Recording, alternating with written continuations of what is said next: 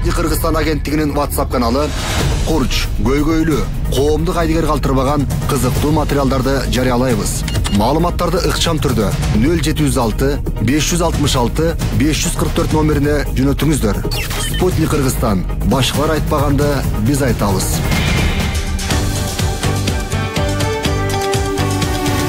Эфир толкунунда Спутник Кыргызстан радиосу.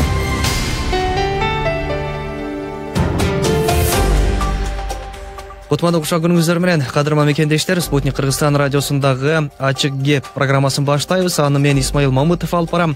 Бүгүн биз мектептеги экология коопсуздугу боюнча сүйлөшөбүз. Эсиңерде болсо, бир апта мурун биз мектептеги ушул коопсуздук маселелери боюнча кепти баштаган элек. Бүгүн ушул кепти кайрадан улантабыз. Ал үчүн бүгүн бизде конокто Билим берүү жана Илим министрлигинин баш кадиси Назгүл Мусаева. Саламатсызбы? Саламатсызбы. Кош келиңиз. Европа биримдигинин мектептик билим берүү чөйрөсүнүн коопсуздугун каржылоо механизмин өнүктүрүү долбоорунун координатору Канат Кубатбеков. Кош келиңиз. Саламатсызбы. 66 42 82 түз эфирин телефон номеру. Кадырман мекендештер, байланышка чыгып суроолорду калтырсаңыздар болот. Албетте бардык интернет колдонуучуларындагы ошол түз алып көрсөтүүнүн алдына комментарий катары калтырсаңыздар болорун эскертип өтөлү. Анда эмес, урматтуу коноктор, уруксатыңыздар менен бүгүнкү маегибизди баштай берели. Эң алгач суроо ушул Назгүл айым сизге болот окшойт. Жаңы эле жаңылык окудук. Ошол бүгүнкү күндө абдан бир жагымсыз жаңылык болуп атат. Массалык түрдө окуучулардын мышташы, анан кийин бир баланын каза болушу боюнча. Ооба, туура айтасыз. Бул эң коркунучтуу нерсе болуп атат бүгүнкү күндө. Ушундай балдардын мушташуусу же болбосо жанагындай жол кырсыктарынын көбүшү бул көйгөйлүү маселени жаратып жатат. Ошол себептен биз ушул бүгүнкү сүйлөшө турган темабыз дагы коопсуз мектеп деп аталат. Ушул темага туура келип калды окшойт деп ойлойм.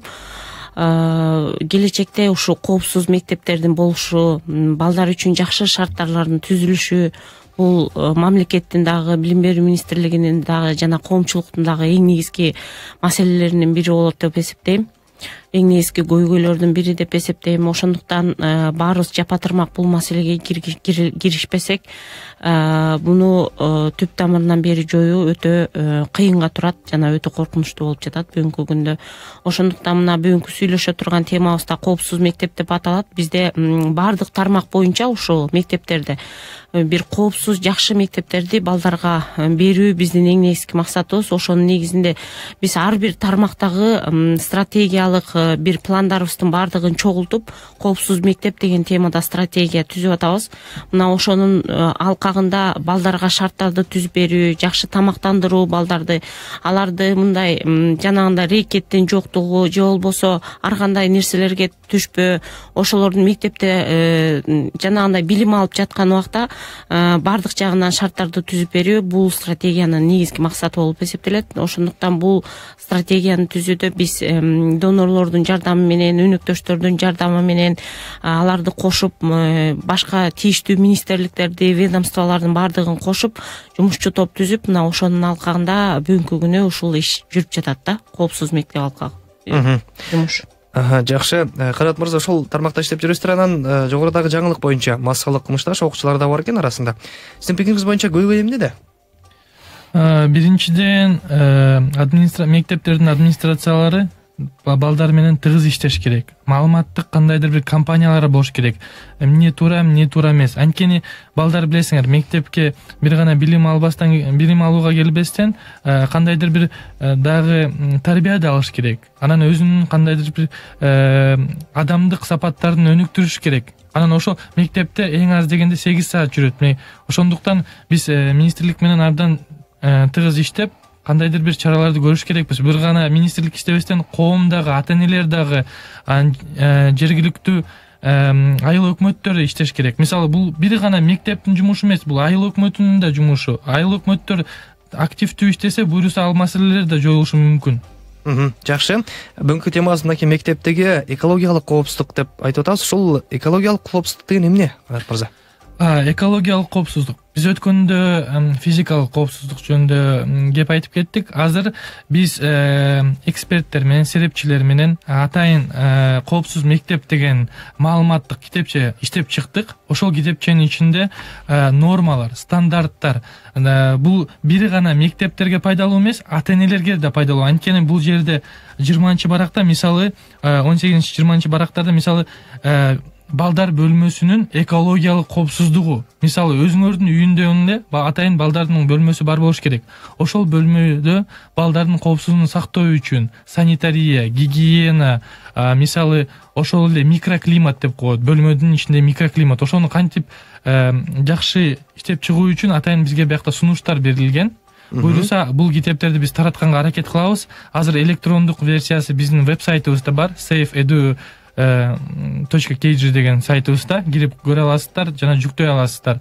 Анан айтып кетейин, жакында эле 18 декабрда министр менен чогуу, айыл өкмөттөр менен чогуу жана бир канча донорлор менен бул Всемирный банк, ВПП, ООН жана биздин Европа биримдигинин долбоору чогуу атайын пресс-турга барып келген. Мектептердин абалы боюнча 3 мектеп, 2 бала бакчаны карап келдик.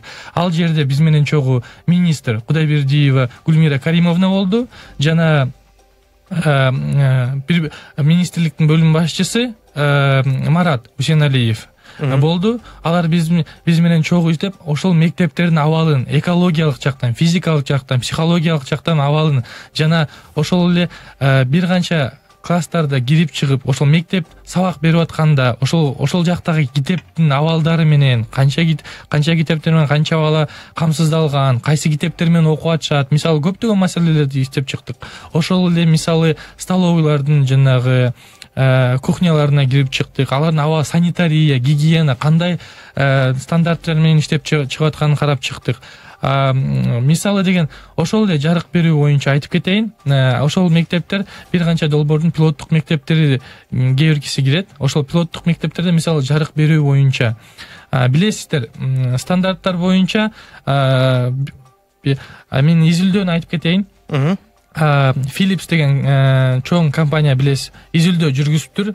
Анан ошол изилдөө боюнча жарык берүү деген окуучулардын билим сапатын эгер туура жарык берип, окуучулардын билим сапатын алуу сапатын 35% чейин жогорулатат экен. Анан 45% чейин туура жарык берүү балдардын назарын жогорулатат экен. Бул назары жогорулатуу бул эмнени билдирет? Бул деген азыраак каталарды кетирет жазганда. Анан туура жарык берүү деген кандай аны сактай алабыз? Мисалы деген ошол эле чыгарып аткан китептерде алардын шрифти чоңураак болуш керек. Анткени окуп атканда пайдалуу болуш керек. Бир гана пайдалуу болбостон ичиндеги маалымат, но окууга да оңой болуш керек. Мисалы, экинчиден бул деген дагы кандай мисалдар менен келтире алабыз? Бул фондор, мисалы ошол жактагы түстөрдүн контрасты. Азыркы советтик китептерди көрүп атпайсыз беле? Бир эле фон, бир эле контраст. Алар кээ бирки китептерде бирине бир окшош болуп калат. Фон менен дагы, жанагы окуп аткан шрифт дагы. Окууга аябай оор болот. Анан ошондуктан ошол маселе, ошол стандарттарды киргизсек биз буйруса, ошол бир гана анан дагы изилдөө болуптур. Жаңы балакайлар төрөлгөндө 95% көрүшү абдан жакшы болот экен. 95%. Биринчи класска келгенде 2 эсеге азаят экен ошол көрүштүн сапаты. Ошол мисалы ошондуктан эмнеге бул маселелер аябай көйгөйлүү, анан бизге тиешелүү. Анткени ошо өзүбүз тилинде балдарыбыз окуп жатат ошол мектептерде. Ошон үчүн бул стандарттар сөзсүз киргизилиш керек. Жакшы, биз маегибизди улантабыз. Назгүл айым, сиз кандай жооп берет элеңиз? Ушундай талаптар болуп атыр, бизде мындай реалдуулукта кандай болуп атат? Эми сиздер өзүңүздөр билесиздер да, бизде мектептердин көбү Советтер Союзу убагында салынган мектептер. Анан анын ичинде типовой дагы бар, типовой эмес мектептер дагы бар. Анан замандын өзгөрүшү менен, жашоонун өзгөрүшү менен талаптар дагы өзгөрүш керек да, сөзсүз түрдөчү. Ошондуктан мурунку коюп келе жаткан талаптар бүгүнкү күндө башкача болуп өзгөрүп жатат да. Ошондуктан бүгүн жанагы стратегияны иштеп чыгып эң негизги максаттарынын бири ушул талапка ылайыктуу, заманга ылайыктуу, заманбап жакшынакай мектептерди куруу, ошол мектептерде балдардын окуусу бул эң негизги максат. Мына ошондуктан ушул стратегиялардын баардыгы тең колдонуп жазылып келатат да. Бул стратегиялар ошо тиешелүү министрликтердин, жанагы ушул өнөктөш бизге донорлордун жардамы менен жазылып, ошолорду ишке ашыруу бизде эң чоң максаттардын бири. Бүгүнкү күндө ооба бизде ар кандай мамлекет тарабынан бөлүнгөн акча бар, мектептердин коопсуздугун жакшыртыш үчүн донорлор тарабынан бөлүнгөн акча бар. Ар бир донор өзү тараптан дагы өзүнүн направление багыты менен иштеп келе жатат да. Ошолордун баардыгын бир жерге чогултуу биздин эң негизги максатыбыз да.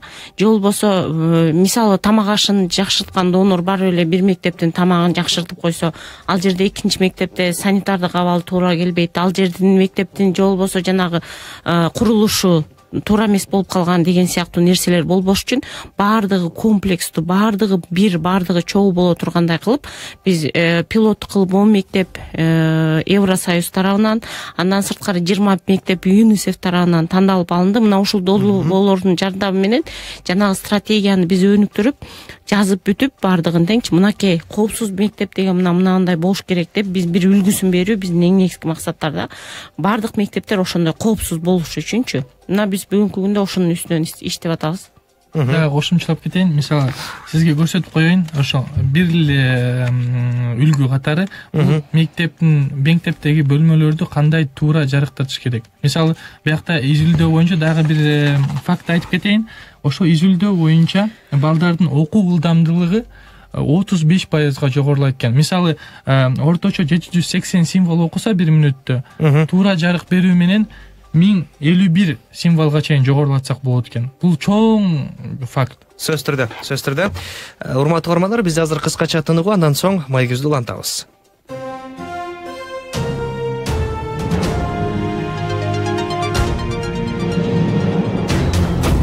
Өлкөдөгү жана дүйнөдөгү маалыматтарды Спутник Кыргызстан радиосунан тыңдаңыздар. Биздин жыштыктар: Бишкек FM 105, Ош жана Жалал Абад FM 103.2, Нарын FM 95.1, Чолпон Ата FM 105, Каракол FM 89.3, Талас FM 101.1, Баткен FM 101.9. Спутник Кыргызстан маалымат агенттигинен сыясы кургай элек жаңылыктарды, өлкө ичинде жана тышында жашап жаткан кызыктуу инсандар, адистер менен маектерди окуп, видеолорду көрө аласыз. Улуттук баалуулуктар боюнча жасалган инфографика менен таанышып, күндемин чагылдырган дүйнөлүк жана жергиликтүү окуялар туурасында сүрөт түрмөгүн көрсөңүз болот. Спутник Кыргызстан. Башкалар айтпаганды биз айтабыз.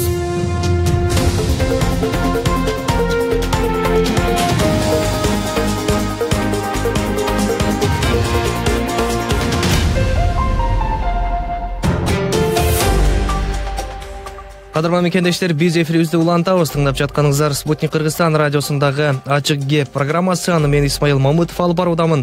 Бүгүн биз мектептеги коопсуздук туурасы, тагыраагы экологиялык коопсуздук туурасында сүйлөшүүдөбүз. Ал эми бизде болсо конокто Билим берүү жана Илим министрлигинин башкы адиси Назгүл Мусаева жана Европа биримдигинин мектептик билим берүү чөйрөсүнүн коопсуздугун каржылоо механизмин өнүктүрүү долбоорунун координатору Канат Куатбеков. 66 42 82 биздин түз эфирдин телефон номуру. Жалпы эле ошол мектептеги коопсуздук маселеси боюнча мынакей министрликтин дагы өкүлү турат. Байланышка чыгып, бардык суроолорду берсеңиздер болот. Буюрса, Назгүл айым бардык суроолорго жооп бергенге даярсыз, Мынакей азыр колуңуздарда китепче турат. Ошол үлгү катары деп алып келген экенсиздер. Ошол боюнча дагы бир аз түшүндүрүп өтсөңүздөр. Дагы эмнелерди баягы эске алыш керек биздин мугалимдерибиз мектепте, балким жаңы салынып аткан мектептерде? Мисалы, ата-энелер жөнүндө айтып кетейин. Август айында ар бир эле ата-эненин бир чоң маселелери бул кандай канцелярлык буюмдарды балама сатып бериш керекмин деген бир маселе чыгышы мүмкүн. Анан алар бир гана сапаттуу болбостон коопсуз да болуш керек да. Бул алардын балдарынын ден соолугу үчүн. Мисалы, бул жерде атайын бөлүкчө бар. Ошол жерде коопсуз канцелярлык буюмдарды кандай туура тандаш керек, кандай мисалы бул эксперттерден сунуштар, бул тармакта 10-20 жыл иштеп жүргөн эксперттердин бүт баары менен байланышып, билим берүү системасында иштеген адамдар менен байланышып, атайын бул сунуштарды топтоп чыктык. Анан бул китепчеде баарын топтоп атайын коомго жайып жатабыз. Буюрса электрондук версиялары азыр бүт биздин веб-сайттан алып алсаңар болот. Бирок ар бир мектепке буларды берүүгө биз азыр максат кылып жатабыз. Ар бир эң аз дегенде бир мектепте, эң аз дегенде бир бөлмөдө бир класс жетекчиси мондай китеп болуш керек. Бул китеп боюнча балдарга билим берип турса аябай жакшы болот. Мисалы дагы айтып кетейин. Ошол эле жанагы класстарды жана коридорлорду жашылдандыруу боюнча мисалы мектеп администрациясында чоң бир суроо болушу мүмкүн.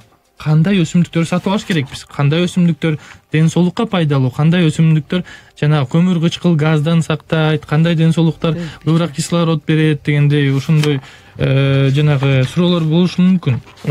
Биз атайын ошол жөнүндө биякта да бөлүкчө бар. Ошол ар бир бул деген баары жергиликтүү өсүмдүктөр. Бул Америкадан же Европадан алып келинген өсүмдүктөр эмес. Биздин де огороддордо өскөн өсүмдүктөр. Ошол өсүмдүктөр абдан пайдалуу.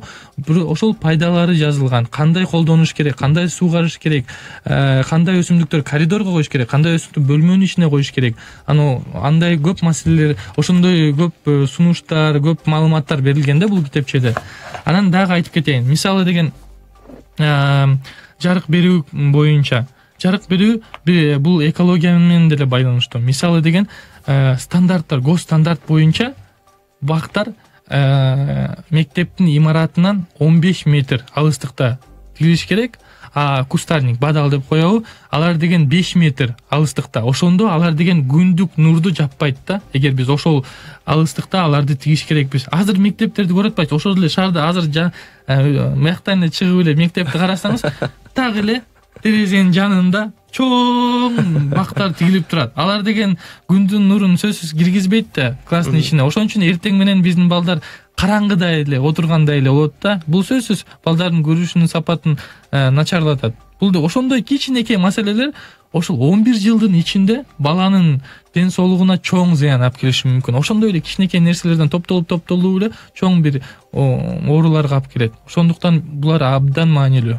Сизге толугу менен кошулабыз. Назгүл айым мынакей азыр Канат мырза бир топ маселелерди айтып өттү, бирок мындан да бир чоң маселелер азыр бүгүнкү күндө баягы көчөйүн деп калган мектептер дагы бар да. Ошолор боюнча министрликтер бир кандай бир аракеттерди көрүп атасыздарбы? Ооба. Бул эми авариялык мектептер да. Авариялык мектептер боюнча сиздер өзүңүздөр билесиздер, Кыргыз Республикасынын өкмөтү тарабынан былтыркы 2015-2016 жылдан бери ушул мектептердин бардыгына көңүл бурулуп 200дөн ашык мектептерди кайра курууга берилген. Ал жерде курулуп атат. Кээ бирөөсү курулуп бүтүп уже 1-сентябрда окууга кирген мектептер дагы бар. Бирок ошентсе дагы бизде дагы ушул сыяктуу мектептер бар. Булардын бардыгы тең өкмөттүн планына киргизилген.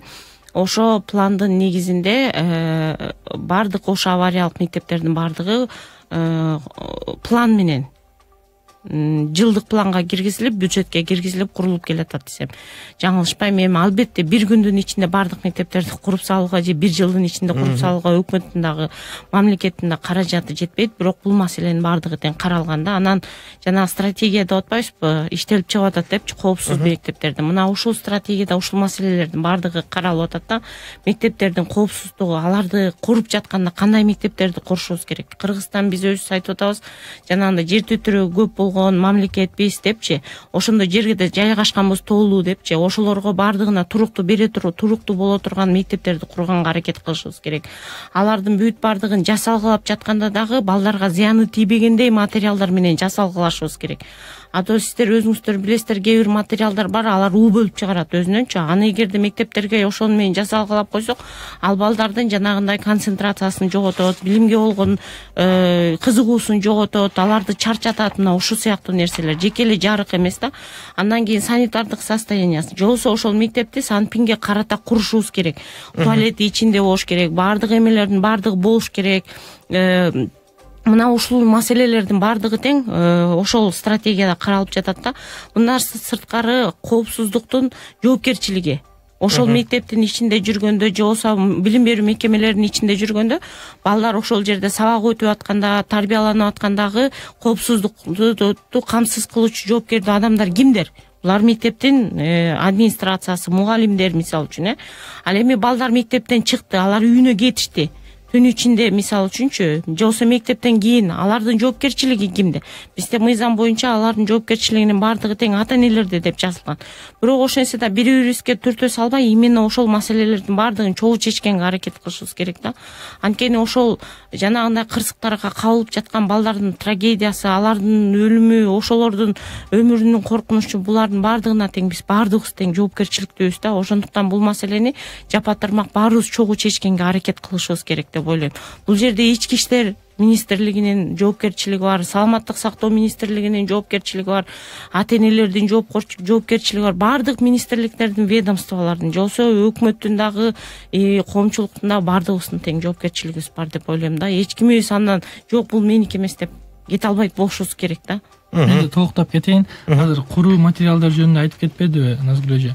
Ошол боюнча бизде атайын биякта бөлүкчө бар болчу. Атайын коопсуз куруу материал жөнүндө. Коопсуз куруу материал жөнүндө ал жерде мисалы куруучуларга көптөгөн сунуштар бар. Кандай материалдарды колдонуш керек, кандай материал коопсуз, кандай материал кооптуу. Ошонун баары бул жерден биздин эксперттерге да кайрылса болот. Мисалы алар баарын айтып берет да буйруса.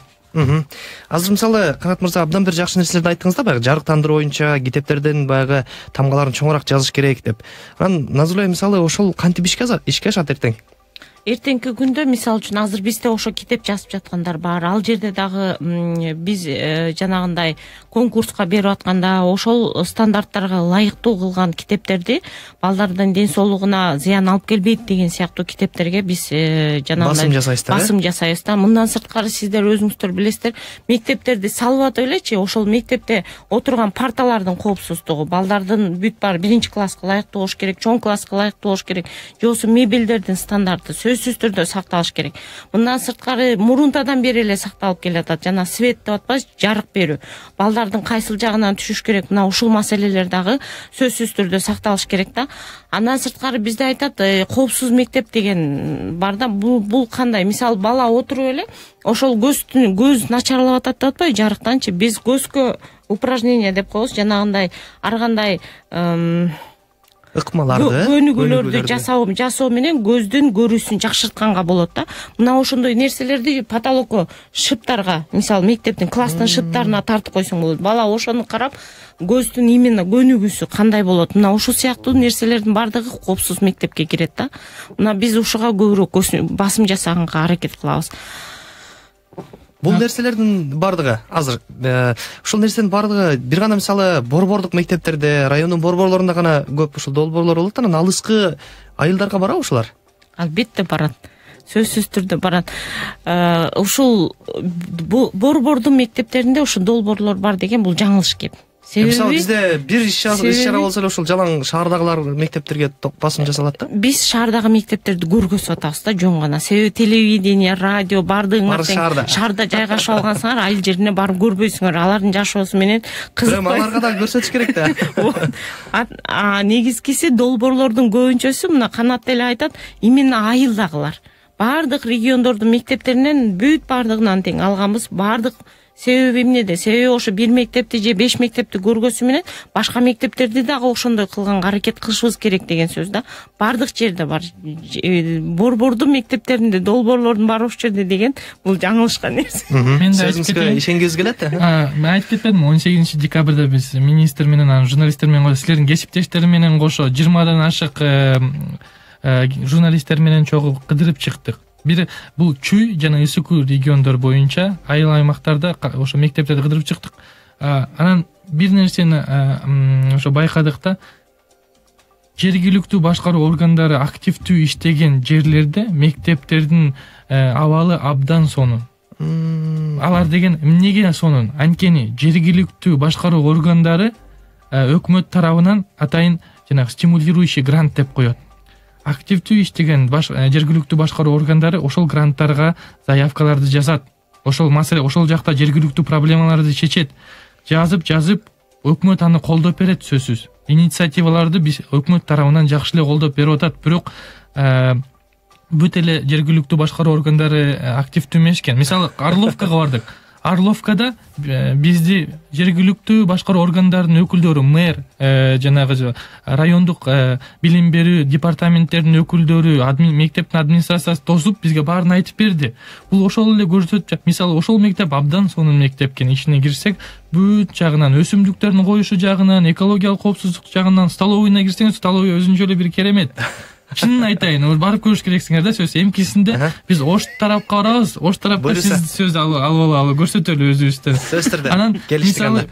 Ошол эле Чолпон атанын мэри бизди өзү тосуп алды, журналисттер тосуп алды, ошол билим берүү өкүлдөрүн тосуп алып, ошол Абдыразаков мектебин көрсөттү. Абдыразаков мектебине кирсек, аякта директорлор, мектеп мугалимдери атайын форма кийип, өзүнчө эле татынака көрүнүп калат экен. Форма кийип калсачы, алар бир эле күн силер келгенде эле ушундай болду же дайыма? Жок, биз аяктан ар бир мектеп, ар бир бөлмөнү, ар бир эмени карап чыктык да. Алар деген бир замат деле өзгөрүп кетпейт да. Ал деген чоң мөөнөттө жасалган иштин натыйжалары. Мисалы, столовойду эртең министр келет деп, эртең эле кыла койсо болбойт да. Анын баары чоң мөөнөттө кылынган иш да. Ошонун баарын байкап, ошол эле мэрия айтат, ар бир жанагы жергиликтүү маселелерди биз ошончо бир гана өкмөттөн ошо стимулирующий проект менен эмес, долбоорлорго да кайрылабыз. Инвестиция өзүбүз тартып келебиз дейт. Күтүп эле өкмөт баарын берет деп отура бербеш керек. Мүмкүнчүлүк көп, иштейин деген долбоорлор көп, өнөктөштөр көп, мисалы эл аралык уюмдардан. Бирок инициатива ошол жергиликтүү калктан келиш керек. Жергиликтүү калк, жергиликтүү маселелерди чечем десе, чечилет. Биз ошону өзүбүздүн көзүбүз менен көрүп келдик. Мисалы ошол биз азыр бир канча республика боюнча көрөт, анан директорлор же болбосо айыл өкмөттөр көрүп, эме болсо силерге кайрылса болобу? Бул бизге кайрылуу эмес, бул деген министрликке кайрылсын. Министрликке жетиш кыйын да. Мындай бир райондон область болуп жетиш кыйын, анан силерге райондук билим берүү департаменттери бар да, ошол жака кайрылса, алар деле чоң жардамын берет. Эмнесине кайрылсын деп атасыз?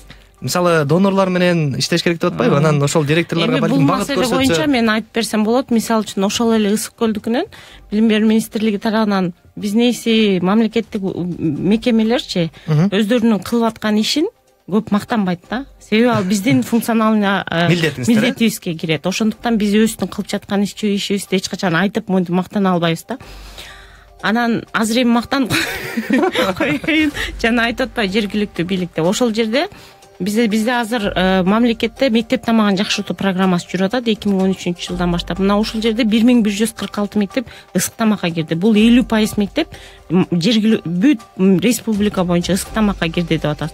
Ошол жерде донорлор тарабынан бир $5000, $10,000 оборудование берилет. Калган нерсенин баардыгын тең жергиликтүү бийлик өзү чечет.